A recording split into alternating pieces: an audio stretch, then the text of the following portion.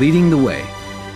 Leaders in the golf industry are sharing their stories, what it means to be a leader, and how to become a better one.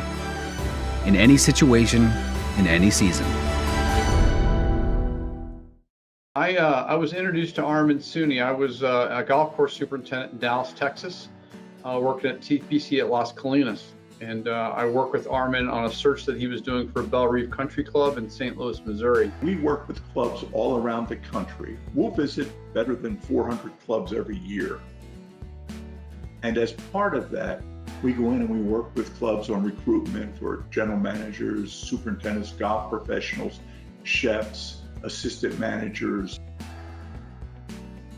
Those great superintendents, the ones we see that are immensely successful, they're not just great agronomists, great golf course guys. There's more to it. And part of that is being able to pull that team together, not just from the bottom up, but also from the top down. My job is really not so much to try to do their job, right, is to support them in their roles. And whether it's budgeting or whether it's people or whether it's membership, etc.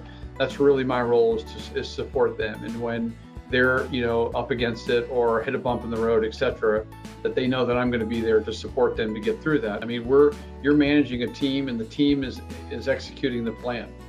You're not the one typically raking the bunker or cutting the cup or blowing the fairways off or mowing the fairways, right? So your team is doing that. And the better that you are in managing your team and leading your team, that's really going to help you out in the long run as being a great golf course superintendent or a great leader in any area of the club you're in. I think what's lacking, and it's not just in our industry, I think it's lacking overall, is that we don't see people that spend enough time on their career. We just don't see people do that. Imagine golf course superintendents, they study a lot of technical things. They go to the university, they go to the GCSAA programs, but how much time do they spend on their personal development, self-study? That's one of those things that I think we can get much better at. Throughout my career, I've really tried to push myself to be uncomfortable and put myself in those situations to where I would grow, coming up through the ranks in my career. And I still do it today. I'm sure I'll do it tomorrow.